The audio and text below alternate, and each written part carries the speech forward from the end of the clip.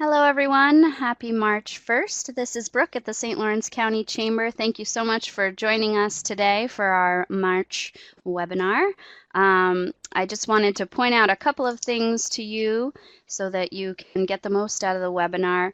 You'll see on the main slide box there on the top right, there is a 4-arrow icon. If you click that, it'll make the screen larger. Don't do it quite yet, but if you want to see more detail in the presentation, you have that option to do that and then minimize as you like. You'll also note that there's a question box there on your screen. At any time, if you have any questions, please type them in. We'll pause throughout the presentation to answer those questions, and there will be some time at the end as well.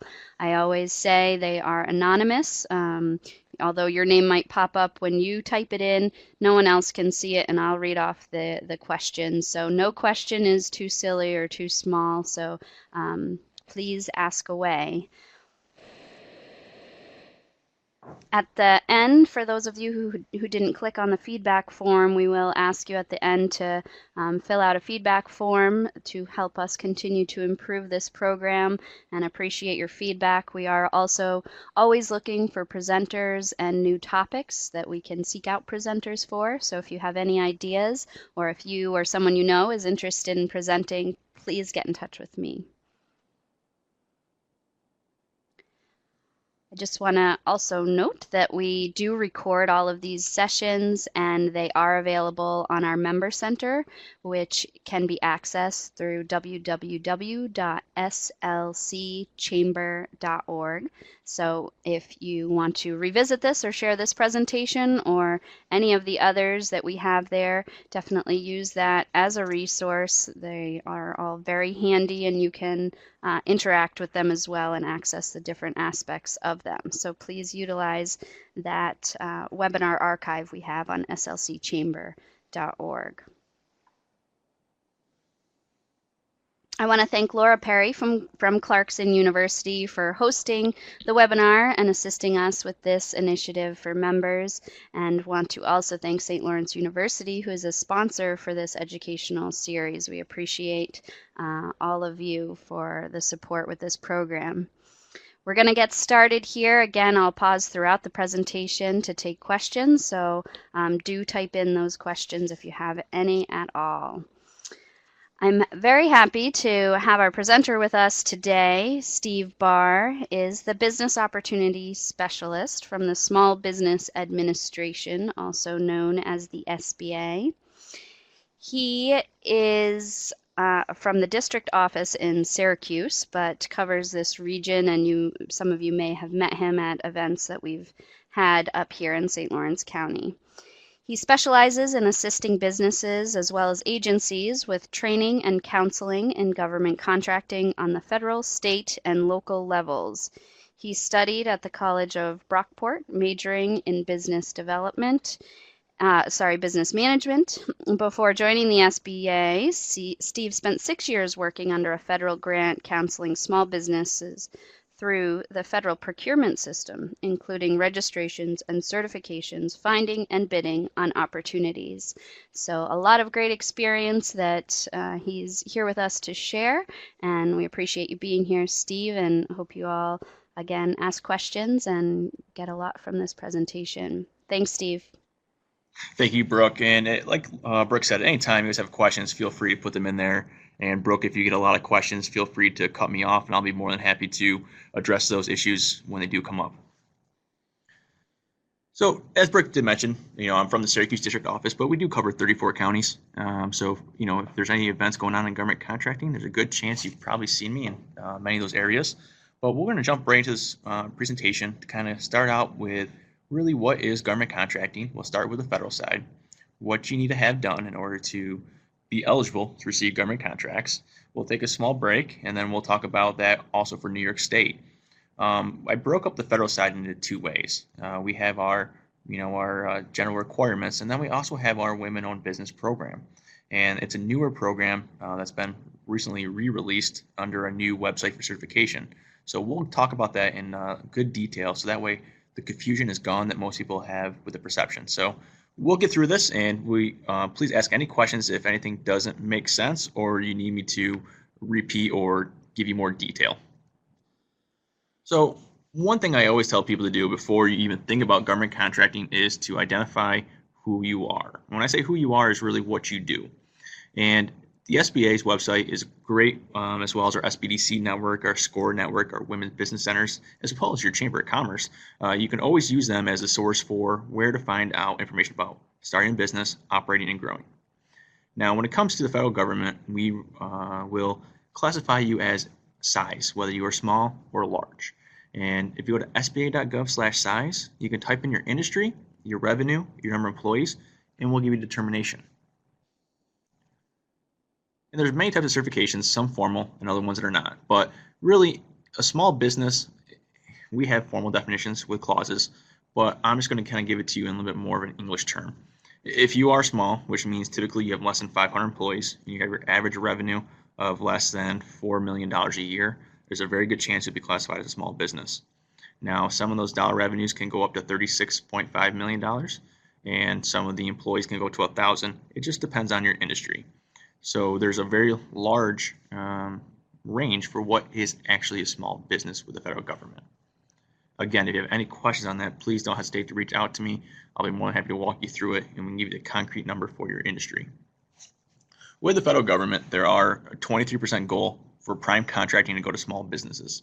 So in theory, 23% of all federal spending should go to a small business. Last reported year was 2015. Usually by the end of this month, we'll have the 2016 data. But at the end of the 2015 data, we had 25.75% small business utilization. And that's one of the highest it's been in quite a few years. So the federal government as a whole went above that 23%. Now that 23% is not a flat rate among all agencies. Every agency has a negotiated rate with the SBA. And if you're curious about that, you can actually go to our website and see those actual goals for each agency, where they hit, where they don't hit. And you can help target yourself. For the purpose of today, we are looking at the women-owned small business. That's a 5% goal for prime contracting. And if there's a subcontracting requirement attached to that contract, that's also another 5%. So you have both a prime direct award and also the indirect subcontracting award percentage.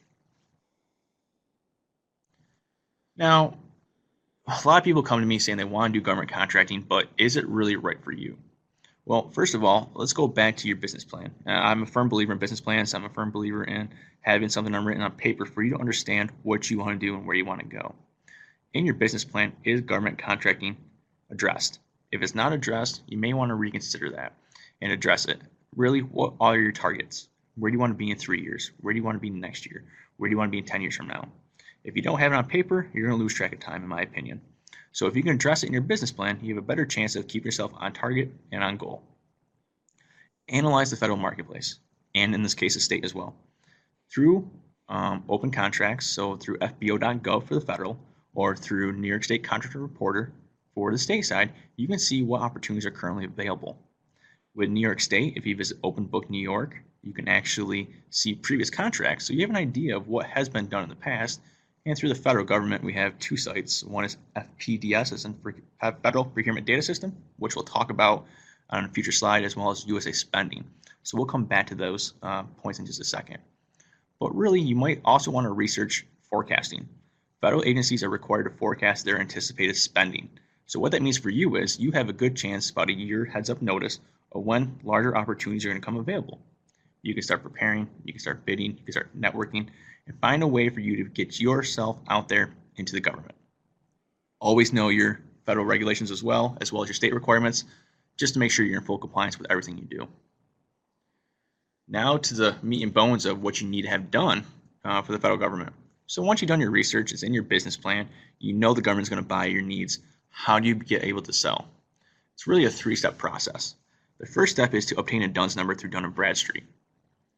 The DUNS number is free for you to do. If you visit that website right there, and if you guys like a copy of the slide, you can email myself or Brooke. We'll get you a copy of these as well.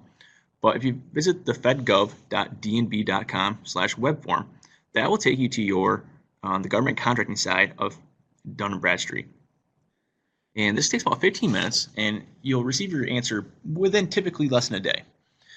The stuff they'll go over for you is who's your business owner, what percentage do they own, is it women-owned, Where's it located? Do you have different physical and mailing address? Once you enter all your business information, it goes through a verification process for the business owner.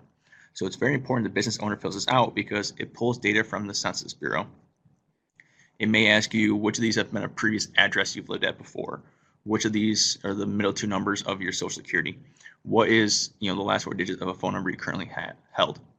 These questions will come up just to verify who you are. It's like I said, it's relatively simple, but at the same time, make sure you answer those questions right. Otherwise, you do get kicked out, and then you go through the reapply process again. Once you have your DUNS number, you can start your SAM.gov. SAM.gov is the consolidated website for anything government-wide when it comes to contracting at this point. There will be other features added to it in different waves, but right now, SAM.gov is for a typical small business, your housing for your registration. There is no fee to use this website, and it is SAM.gov. You'll know the right website in the top left-hand corner. You'll see the word SAM and a top hat, red, white, and blue. You're on the right website. Also, on the website, you'll say this is the official website of the U.S. government. There are other sites that are similar looking, but they will ask you for a fee. There is no fee attached to completing your SAM.gov application, though. Right before you hit submit on SAM.gov, this will take you approximately 45 minutes to an hour to go through. Very simple questions regarding your business information. And it'll ask you for your average revenue over the last 3 years, your average number of employees over the last 12 months, and really just kind of go through a series of yes/no answers to verify that your company is owned and operated by you, that you are not doing anything illegal, and as well as that you are meeting any type of federal requirements attached. So right before you do submit, though, there is an option there with an SBA logo, and that will take you to the SBA Small Business Dynamics Search Profile. And what's really nice about this is it pulls the data from SAM, but also allows you the ability to market yourself a little bit better. You can add keywords, you can add a capability narrative, you can add references, just a way for you to really help market and promote yourself as opportunities do and potentially can come through. So there are formal certifications as well as self-certifications. For the purpose of what we're going to talk about today, you'll need the self-certifications, but I do like to hit on the formal ones just in case there are anybody that can qualify for this. The SBA 8A program, this is for your socially and economically disadvantaged businesses. It's a 9-year program. You apply through a formal application through SBA, through our headquartered office. Upon approval, you'll actually work with me for the next 9 years, and we'll develop your 8A business plan. We'll help you with government contracting needs. We'll help you with marketing yourself to agencies directly. And it's a very hands-on program between myself as well as you, and as well as reporting requirements and all the fun things that go along with federal programs. But nonetheless, this is a great program for you to understand for those businesses are socially and economically disadvantaged. Gives you a great opportunity to really give yourself a leg up with an extra set-aside program. Now, the next one is the Hub Zone, historically underutilized business zone. There are pockets through St. Lawrence County that are Hub Zone certified areas right now. The way this program works is you must live, your business must be housed in a Hub Zone area. You could run the Hub Zone maps through the sba.gov/HubZone, as well as 35% of your employees. So as long as your business is located there, you have 35% of your employees living in a Hub Zone as well, you can qualify for this program. This program is heavily needed in the U.S. government. So if you do have those qualifications, I highly recommend you take the time to invest in, applying for the Hub Zone. Both applications are free to do, other than the time taken to fill out your formal applications. We also have self-certifications. So while you're in SAM.gov filling out your application, you can check the boxes as your veteran-owned, women-owned, or a small disadvantaged business. Now, when you check the women-owned box, underneath it is going to come 2 more subcategories. This is the new rule. So the current one, the top one you get is just known as a women business owner. And that is good for any prime contract as well as any subcontract. So if you are looking to be a subcontractor, that's all you need to do. The 2 that come underneath it are new formal application process through the SBA, and those are only for prime contractors. So if you want to hold a direct contract, you may be required to have this. When I say may, it is not always a requirement because some agencies use the self-certification as their only means and basis. So there are different ways you can do this. I always recommend you do the self-certification, and then if you need to, you can do the formal one. Now, there are two, as I mentioned, women-owned small business and economically disadvantaged women-owned small business. So first of all, for both programs, you need to meet the size standard as a small business. SAM will tell you that, and you can confirm that before you even fill out your application. 51% unconditionally and directly owned by a woman. So when they say unconditionally, those next bullet points come into play. You must be able to handle day-to-day operations. If you're not the day-to-day decision maker, that will be a reason for denial. Long-term decisions, if you can't make long-term, that also is it. You must hold the highest position. You must work full-time for that business. And what is really nice is also there's no minimum time required for the business to be operational. So unlike some other programs, you can apply for this right out of the gate as soon as you start your business. Now, all those things apply for economically disadvantaged women-owned business, plus there are other added features to it. Net worth. Your net worth must be less than $750,000 and excludes a lot of different things. Ownership of the business, your primary residence, IRAs, investment accounts. So you really can take your net worth, subtract a lot to get yourself to the $750,000 mark. There are also other rubrics that will go into play to determine this. And really, these are all done through sba.gov/WOSB as a women-owned small business. By visiting that website, you can receive all the industry codes that apply for this, as well as all the requirements, nice presentation, and you'll also even receive the applications you need to fill out. Now, not every women-owned business qualifies for this program. There are only certain industry codes that do qualify. So I do recommend that you visit sba.gov/WOSB to see if your business qualifies or not, based upon your NICS code. Also, the program is only required, as I mentioned before, to be for prime contracts. So I call this a certification, but really it's more a repository process. And let me explain it to you a little bit more. You could either do it manually, upload it yourself, okay, I'll get to those slides in just 1 second. But you can also have a third party do it. The SBA has appointed third party certifiers, and those would be the U.S. Women's Chamber of Commerce, WeBank, the National Women's Business Council, and also the El Paso Hispanic Chamber of Commerce. Those are the third-party certifiers currently approved for the program. As of today, you are not required to do it through a third party. Law has been proposed to make it a requirement, but today you can still get through by doing it yourself. Once you do submit, you'll never receive a formal certification notice. It's just a repository, and I'll kind of go through that process with you and explain in more detail what I mean by that. So first step, you have to be in SAM. Step 2, you need to upload your documents to certified.sba.gov. This is the new repository website for not only the women-owned business, but as well as our All Small Mentor Protege program, our 8A program, and soon to be our HubZone program. So what you'll need in there is obviously the information from the paperwork provided. You'll need your DUNS number, your MPIN, which you created in SAM, and also your tax ID number to create your account. Once you create your account, you'll see the portal, which will allow you to actually upload documents based upon your certification. So once you get to there, you're going to click on the certification process for a women-owned business or economically disadvantaged women-owned business, attach the standard forms required, as well as any other material that it will prompt you to upload. Again, by visiting the website, you will actually see all the documents you need ahead of time to make this process super easy for you, very clean, very efficient. So once you have it uploaded, you'll actually be able to go back into SAM, check the boxes that you are economically disadvantaged and or women-owned small business. So you want to make sure all that data is in there so that way you can be found and meeting those requirements. So like I mentioned before, you will not actually receive a formal certification notice like you will for other programs. This is reviewed each time by a contracting officer that wants to release the award. So once you have the stuff submitted, annually you need to make sure everything is up to date, your financial records. Once you have all that, you're in compliance, and a contracting officer will review it, confirm, and then they can award to you. So now you're in the system, I want to be able to find out what opportunities are available for me. Well, SAM.gov will be the future registration for all the information you need to have in there.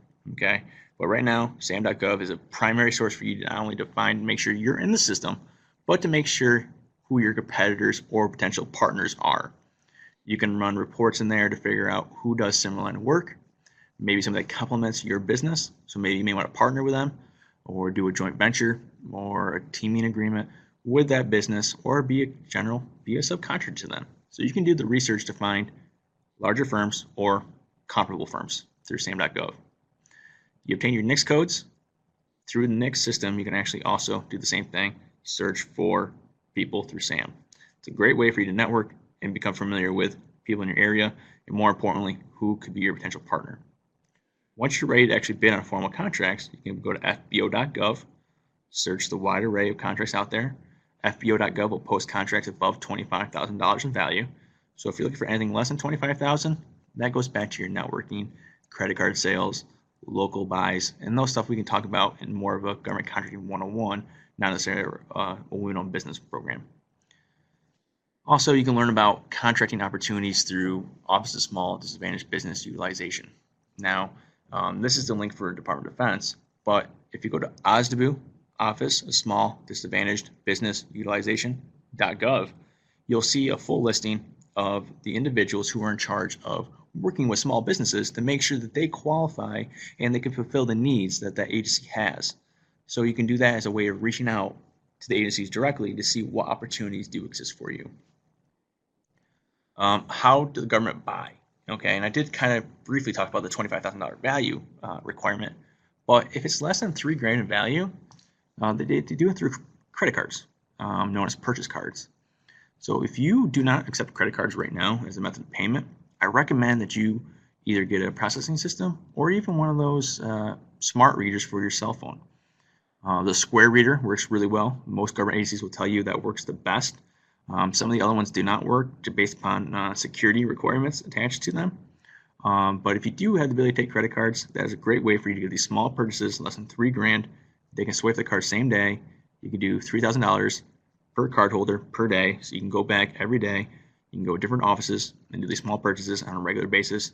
No requirements for contracting, no formal paperwork needed. It's a very simple and highly used process. About 83% of all transactions are done on credit cards. If the dollar value of a contract is between $3,000 and $150,000, that means it has to go to a small business. So large firms cannot compete in that price range. Now, if it's above $150,000, if a small business can complete it, and there's a number of small businesses that have the capabilities, it must be sent to a small business set aside. So just because it might be a multi-million-dollar contract, if small business have the capability of holding it, it will be a small business set aside.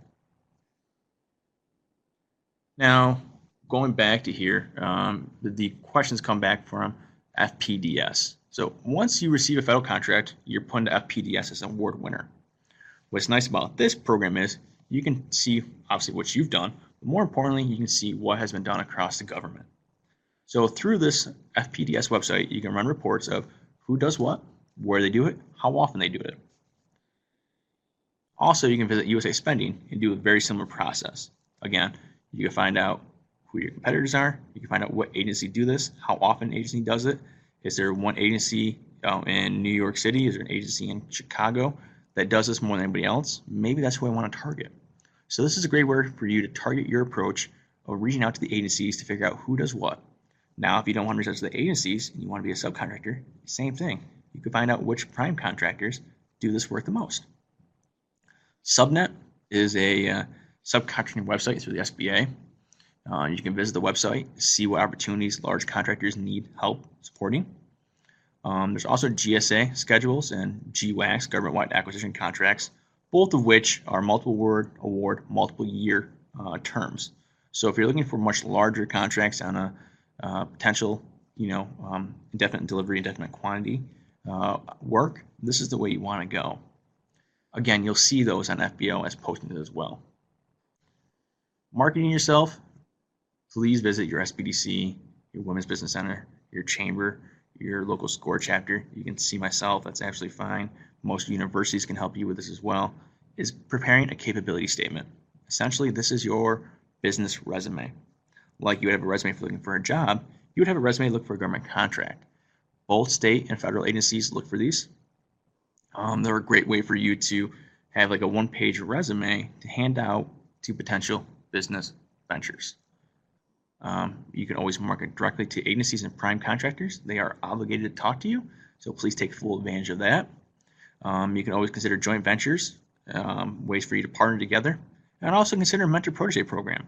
The mentor protege program is designed to help small businesses work with other firms, small and or large, to help leverage their assets to train the protege on how to be more successful business, not just in government contracting, but in general business operations. So please visit our website and learn more about the mentor protege program, or feel free to give me a call as a way for you to grow your business at a faster rate through another business helping you understand how to do bonding or how to bid a proposal, or really where do I find contracts.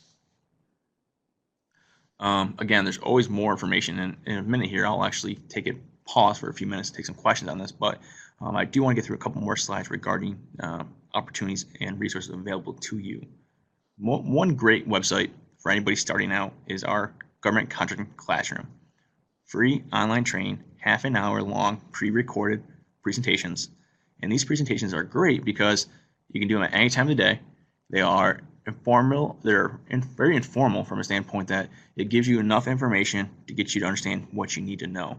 It doesn't go into super technical because that would be almost unnecessary for your average small business at this time. But it gives you an idea of what you need to do. It'll give you resources where to find more information. It will set you up with procurement specialists that can actually help you dive into more information altogether. The next bullet point is myself. So if you're not inside any of those colored areas on that previous map that I showed you at the beginning of the PowerPoint, I can get you in touch with your local business opportunity specialist. But if you're from St. Lawrence County, I will be your point of contact. In Watertown, they have a Procurement Technical Assistance Center, or a PTAC. That program is designed for government contracting assistance as well. It's through the Department of Defense, so they have connections that can help you with finding opportunities, more information about set-asides, and certifications as a whole. And of course, our counseling services, and that would be from an SBA standpoint, our SPDC network, as well as our women's business centers and SCORE. As I mentioned right here, these are links to all of our outreach programs. The one I did not mention is our VBOX, Veteran Business Outreach Centers. So if you are a veteran, there are programs designed especially for you to help you as well as our Minority Business Development Centers. There are none in the geographic area near the North Country, but if there is some opportunities there for you, or you'd like to be point in contact, we can get you in touch there as well. So Brooke, if we have any questions, I'm going to take a few minute pause right now if you wanted to relay some questions out to me before we get to the state information, of course. Yep. Any questions from anybody? It doesn't look like we have anything right now. No, nothing coming in. I think people will be interested in the state opportunities as well. Thanks. All right, all right. Well, we'll jump to the state then for you real quick. Now, I'm a federal employee, so we don't have access to all these great slides that New York State puts out in their workshops, but I can link them, and I have done that right here for you. I am going to talk about the state program in great detail. Unfortunately, like I said, I don't have any slides on this, but I will go through the whole process with you.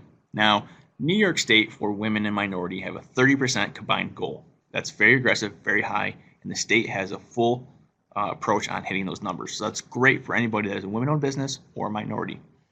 Now, that's a shared goal. So some agencies do a 15-15 split. Some that are in a geographic area with more minorities or more women-owned businesses will have a higher goal depending on the area. But it's almost safe to say that odds are there's going to be at least a 15% goal attached to women-owned businesses. So what this entails for you is an application process. So as long as you are certified or you went through the Department of State, through your local county, and you are registered in that county as a business, you meet the minimum requirement and the only requirement to be a state contractor. So if you are registered through your local county clerk, congratulations, you can start bidding on state projects today. Very simple, very easy. The next part is if you want to obtain that women-owned certification, now there are more rules attached to it. Now, typically they like you to be in business for about 2 years, they say. I recommend at least 1 year with a great portfolio of sales. If you have a diverse group of sales, you are out there, you are generating revenue, that 2-year mark can be waived. But I would always encourage that if you are going to apply earlier than 2 years, please make sure you have a great track record. You are working with multiple businesses at a time, and more importantly, that you have that diverse. So if your top customer goes out of business, can your business survive? Now, the basic requirement for being a women-owned business with New York State are very similar to that of the federal government. It has to be 51% at least owned by a woman-owned business. I always recommend a 60-40, just because it creates less questions. If it's 51-49, who really is the owner? If you're 100%, even easier, much easier with New York State. Based upon your corporate structure, so if you're a sole prop, if you are a partnership, an LLC, C Corp, S Corp, there are different requirements for attachments. If you go to Empire State Development, esd.ny.gov, that is the certifying body for the MWBE program. By visiting that website, you'll see a tab on the top bar that says MWBE. Click on that. By clicking on that, that will take you to all the state's requirements, all the forms, waivers, anything you could think of. All the data is there in one easy to find place. Once you realize that you meet the requirements, you can always attend, before you even meet the requirements, every Tuesday, New York State Empire State Development does weekly webinars to talk about different topics. Please feel free to do those. Great presentations, always on point, very detailed, and give you great contacts for future information. But once you are ready to go, there's going to be a link on there for new New York State contracts. And the new New York State contracts is where you're going to go to actually apply for your women-owned certification. This process is all web-based. You upload all your documents to it. You answer a series of questions, and you really give yourself a chance to explain who you are and what you do. Now, New York State has the ability to do a site visit with you just to make sure if they have any questions, they can see your facility. They ask you for lots of information. A lot of people say it takes multiple weeks just to gather this data. The reason why is to prevent fraud in the system. So the more information they have on you now, the less questions they'll have when they review, and hopefully get you through the process a little bit quicker. Now, their website does say it takes about 3 to 6 months to go through this process once you submit it. Typically, it has been on the longer end. I just got an email before this presentation started from a lady I helped down here in Syracuse. She got through in 4 weeks. That is very unheard of in a lot of cases, but there is a different timeline there depending on how lengthy your application is, how detailed, how many business partners. So the more information or the more complex your business is, it usually takes you a little bit longer. I listed 3 websites here for you that are 2 PDFs in one website. The first one is through Office of General Services, OGS, with New York State. They're Buying 101. This is a tremendous website. I send people to it all the time. And the reason why is it really breaks down how New York State buys products and services. On there also, it will link to Open Book New York, which will give you where is all your state tax dollars going. The next one is your leveraging your certification. So now that you actually have an MWBE, how do you maximize and how do you use it? So that website there really is designed to help you understand, now that I have it, where are the contracts? How do I get them? Just because you're certified does not mean people are going to be calling you, knocking on your door, trying to give you work. You still need to market yourself at the end of the day. Finally, that last website here is doing business with New York State. Now, this PDF is great from a standpoint. It takes all the information from all the websites and puts it into almost like a flip book presentation. It's really good because it breaks down all the information for you. Who does what, where do they do it, and how do they go about doing this? Now, typically in October, November range, New York State will put on a very large MWBE conference. When I say very large, every state agency is required to go to it. So it is very, very big. They'll talk about the application process. They'll talk about what issues they see, how to certify, and it's a great way for you to network with agencies directly. By attending the seminar, you actually receive New York State MWBE booklet. This booklet has a listing of open opportunities as well as point of contacts for every agency you may want to meet. You can also pull that book after the event through their MWBE forum website. But if you get that hard copy there that day, you can meet many people, add more people to each agency you may have, and keep a recurring list of people you might want to talk to. The state application, like I said, is much longer than the federal. The federal, you can get in and out in a week total. This will take you a bit longer just to gather your data, how to submit it, where to go. Now, excuse me, some tips for you to actually maximize your application is, if you're working with state agencies right now and they ask you to become a women-owned business, strongly consider applying for the program. Because once you actually submit your application, you can go back to the agency and let them know you submitted it. By letting them know that you have actually already submitted your application, they may be able to write a letter on your behalf.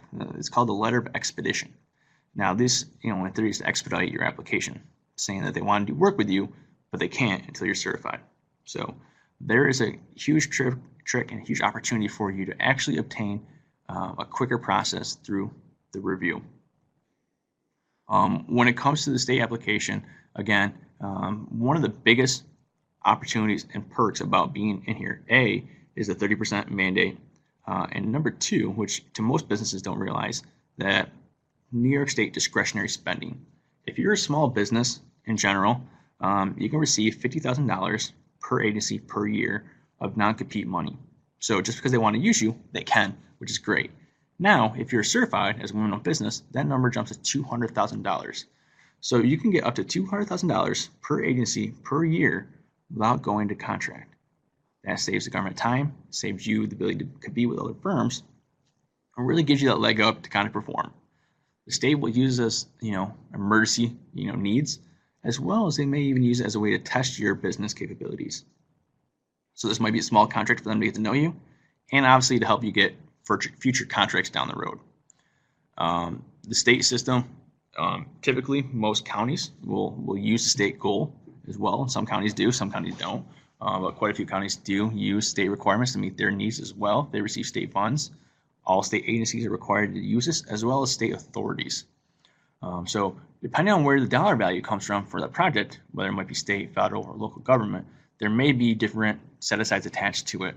And the more certifications you have, the odds are you can compete and complete goals for most of these agencies, which is heavily needed, as well as prime contractors are also required to have these goals. I'll leave those up there for a couple more seconds, but please visit those. Definitely visit esd.ny.gov. That is probably hands down your best place to go to get really the best information out there for you. The second one right there, that leveraging your certification, this is a very thick packet, 27 pages long, where it kind of goes through, in my personal opinion, great detail for your firms to understand what they need to do. Now, this is dated a little bit. It's 2015, but all the information there is still current for regards and techniques and what to use. So, Brooke, I'm going to open that back up to questions. Hopefully, there's more questions on the state program, just from a standpoint that whether you've heard rumors or you want me to confirm any information about that, I'll be more than happy to do that for you as well. Great. Thanks so much, Steve. And I know for those of you who are still with us, thank you. It's a lot of information. I know when I got into this world, it felt like a different language, but as you learn more, you really do realize the opportunities. And just to kind of bring it to a local level, we are always serving as references when to our business membership, and often we'll get calls by some of the larger companies around the county to say, hey, we got the state grant, we need to fill the quota for women-owned business. Do you have any recommendations? This is our project, and we can give those recommendations. And sometimes it's challenging to have certified people, but at least if you make those connections, then the opportunity is there. And I've heard everything from, I tell people every time you see something in your community newspaper that says such and such organization received a grant to do whatever, a lot of those grants are state grants, and so you realize it might even be a $20,000 grant that some small organization has, but because it's a New York State grant, they will need to source those products or services locally. So there are some really home-based, in your backyard opportunities to do this. So it can be very worthwhile. I had the Arts Council contacted me recently saying, do you know anybody, a woman-owned business that can provide things like pens and art supplies? It could be something like that. So we do have a couple of questions as I've talked a little bit. One of the questions is, just want to be sure I'm understanding this correctly. To be certified as a woman-owned small business at the federal level, it is easier and quicker, as you can do it right away, versus state when you must wait at least a year. So if you can just clarify that, and then also maybe just clarify the example of what the federal opportunities are versus state, and kind of how you're seeing that play out in the North Country even. Sure. Yeah. Well, quicker and easier are almost two different processes. I think personally that it is much easier to do the federal application just because it's all done online and it's just a series of you entering in data. You're not really required to open or upload any actual documentation of great detail. So in my opinion, to get through your sam.gov, 1 week max typically. The women-owned small business repository, typically you can do that in a couple weeks as well. You will upload documentation for that. There's only 4 items you need to upload. With New York State, you do need to upload a lot more. There's about 20 different items that they're requiring you to upload. A lot of it has to do with accounting and legal information, as well as any type of corporate structure you may have established or bought or changed ownership. So there is more complexity to the state application than that of the federal side. In regards to what opportunities are out there, it's endless in a lot of cases. Both state and federal government, think of them as their own individual cities. Okay, think of them as very large businesses.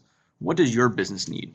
Okay, maybe you might need landscaping for the outside. Maybe you might need your driveway paved. Maybe you might need your house painted. Okay, this is all stuff the government buys. You need office supplies. You need furniture. You need lights. You need an electrician. You need this. Your land surveyed. Maybe you want to expand somewhere else. You may need new construction. Maybe you need, oh gosh, you name it, it can happen. Now, let's say you, for example, one that state and federal government buys quite a bit that most people don't realize is animals. If you have animals on your property and you want them excluded, the government will do that. A great case that when I was working on a Watertown, a gentleman from St. Lawrence County actually did that. That's what made me bring it. He would remove animals from Fort Drum. So there are opportunities out there, and they're almost endless. Governments buy over 17 million different commercial items each year, and that doesn't include anything on services. So there are plenty of opportunities. In St. Lawrence County, you have a lot of bridges to Canada. Those are all secure facilities. So you'll have construction, you'll have heavy highway development, you'll have landscaping, you have your post office system, you have the development authority, you have your water systems. A lot of these things either receive state and federal funds combined or separated.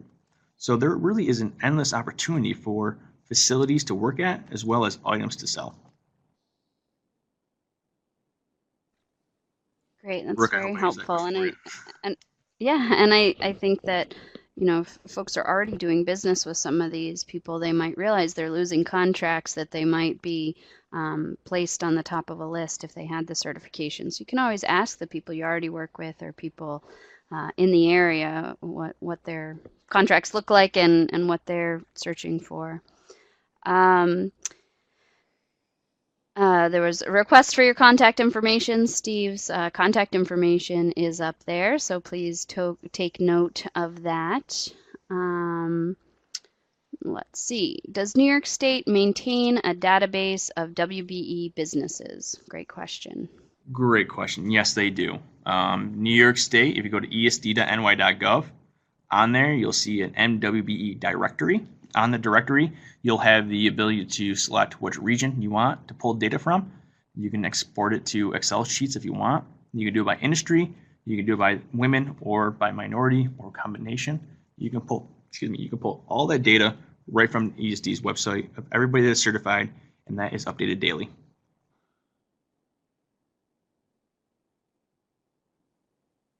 Thank you. And I think that also is a good kind of research mechanism for you if you're looking at proceeding with this or not, to see who's out there, what type of businesses have certified, to see if you might fit, or maybe to see, wow, there's no one else competing, or there's a very small pool of people who are certified in my industry. So that might be extra motivation as well.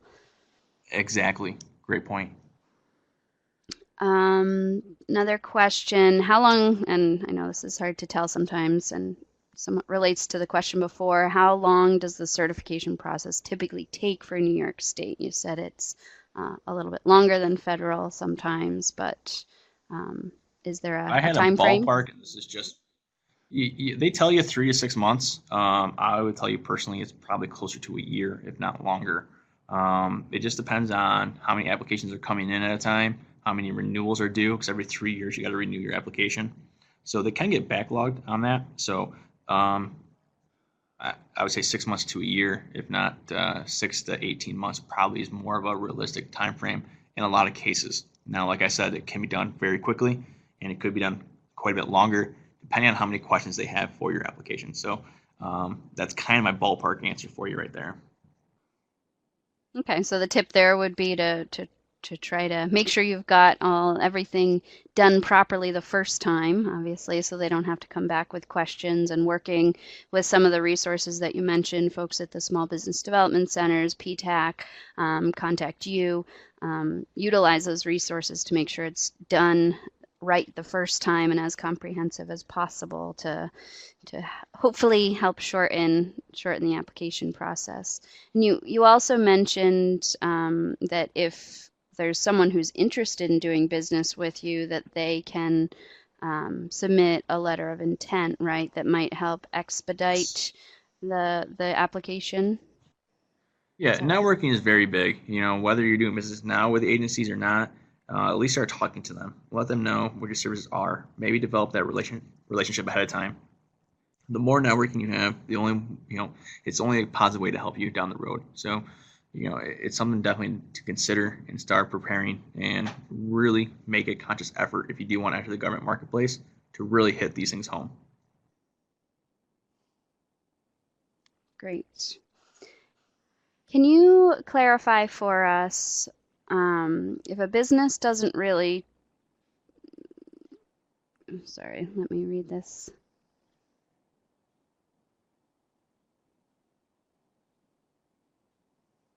Yeah. Can you just, this person is just noting that although it might be easier or quicker to submit the federal certification application, it's really most important to kind of sort out who your market is, like anything in business. Yes. Because even though the federal might be easier or quicker, if the folks you're looking to do business with are only dealing with state contracts, then you're not advancing your opportunities there. So this person just wanted to point out, maybe from experience, that it's always really good to look at who your potential clients are before kind of prioritizing whether you want to pursue the state or federal. And ideally, both will be an opportunity for you, and a lot of the information might be the same, that you can do them at the same time. But that that was a tip from this person. Yeah, they're two different separate certifications altogether. So you can do them both at the same time. You don't have to do both if you don't want to. You don't have to do any. But if there is, know your market first. Know your audience. If your audience only wants to have state work, then just do New York State and vice versa. So, I don't recommend any business to waste their time if it's something's not going to get any benefit to them. So yes, absolutely know your market, and if it's one or the other, just do the one. And if you have time to do both, like I said, they don't cost you anything on your time. I encourage you to do both, just from a standpoint, you never know what opportunity is going to come. And if you're not ready, if you don't have the certification, you can't bid. So it's always good to know, obviously, who your market is. But keep in mind, there are more markets that you don't know yet. And you'll know that through your time with the program. Right. But the federal certification does not apply to state contracts. So that's the important piece to know too, is that Yes. the federal certification applies to federal contracts and the state applies to state contracts. So they are not interchangeable. Um, yeah, wonderful. And I, just to go back to some of the folks who are on who might be newer businesses, as far as trying to kind of get organized and get your ducks in a row for maybe looking at this opportunity in the future, Are there some things that they can do to keep organized with their books and their paperwork, so when it's time to apply and they go into the SPDC for help or PTAC for help, that they've kind of got a file that's been building that's got all the stuff that they need? Is there a checklist available, something like that, easily accessible, just to remind people? Yeah, absolutely. All federal requirements are on SBA's website, so you can actually go to the website today, pull documents, and start gathering your material now. From a state side, they list all the requirements as well. So you can actually print off a list of all the items needed ahead of time. Make sure you have them. If you are starting out and you know you want to apply for these certifications, read the rules first. Understand what the government's going to look for. Make sure that you build your company around the requirements. So if you have not started your business yet and you're thinking about opening a new business that's going to be women-owned, please read the requirements ahead of time. So that way, when you're working with your business counselor, going over your ideas for your business plan, you can really formulate, a strong case for certification from day one. And that saves you tons of time in the long run. So yes, all requirements are posted on all the websites, and they are, spelled out for you exactly. In most cases, they actually have samples of what the document looks like or ways to go help you find the document itself.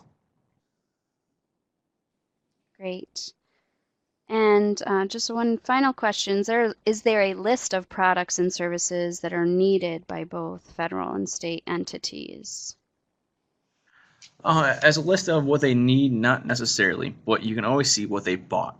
Okay, so through USASpending or FPDs, you can find out what the federal government's bought. And contracts are named for exactly what they want. So if you're looking to sell the government pasta, for example, you can type in the word pasta in the federal system, and it'll tell you all the pasta contracts, who bought what, who sold it to them. New York State uses Open Book New York. It's the exact same way. But Open Book New York actually covers a lot of counties as well. So not only do you have state information, you also have more local county government as well. So yes, there are lists, but not spelled out for you, but you do have to find out through reverse data mining to see exactly what has been sold. Odds are, and I always make it a safe bet, odds are if you buy it, okay, for your business, there's a good chance the government buys it for theirs. All right. Great, Steve. I think that's it for questions. You all have Steve's contact information right there. I do want to mention a couple of opportunities locally to increase your contracts that might be on a smaller scale that don't require you to go through some of these processes. Steve mentioned some of the cutoff points for contracts.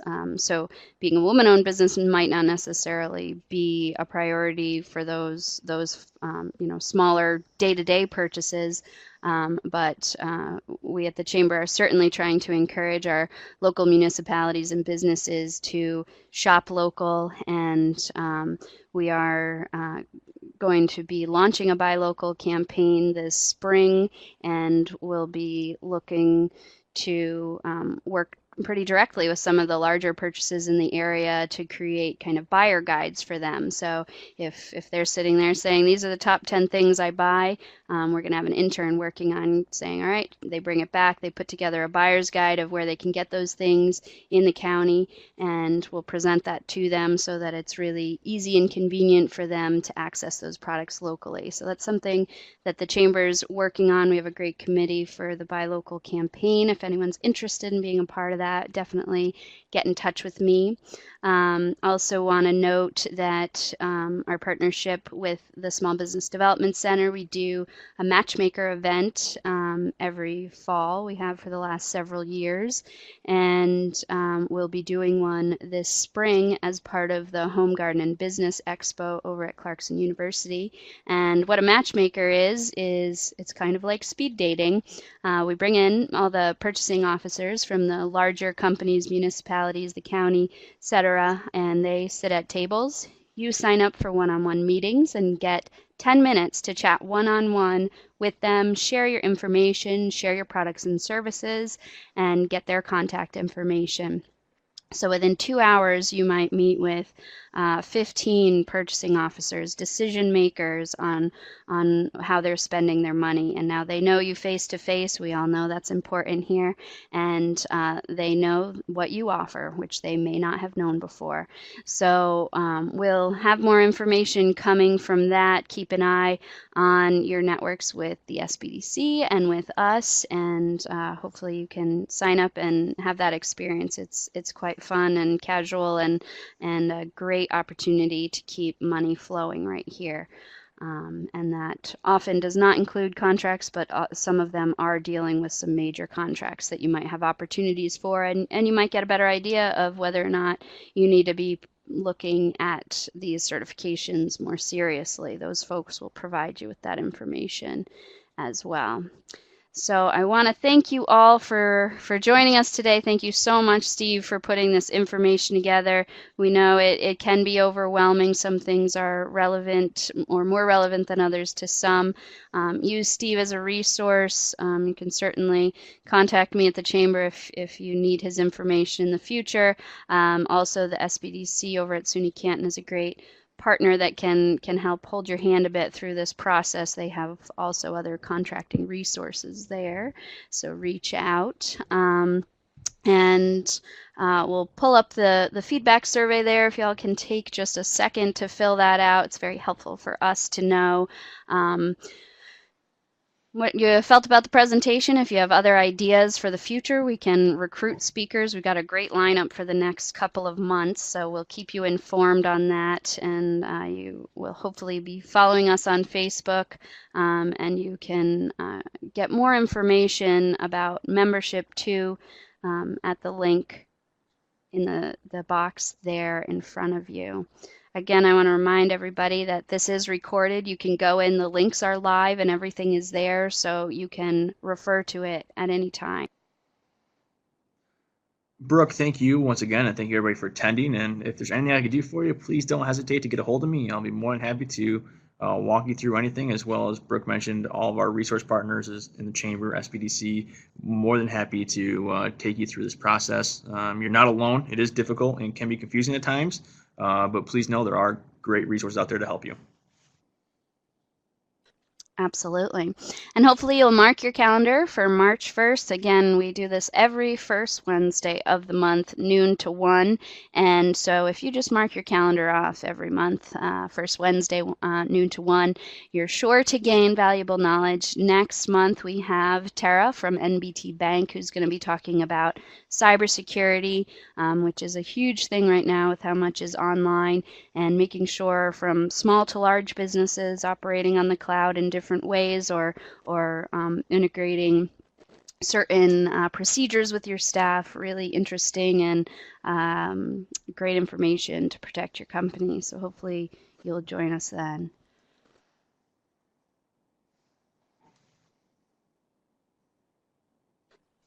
Thank you all again. Have a great afternoon. Please do fill out that feedback form, and we hope to see you in March. For those of you who aren't aware, tomorrow night there's a resource mixer over at the Best Western that will have a panel of businesses who have taken advantage of a number of different resources in the area to advance their businesses. There'll be a panel, some networking. It should be a fun time. So that's at the Best Western in Canton, and I believe it starts at 5. I'm just checking quickly. Sorry, I'm second guessing myself. Yes, I believe it starts at 5 tomorrow at the Best Western. So we hope to see you all there. Have a great afternoon, everyone. Thanks to Laura again, and we will see you next month.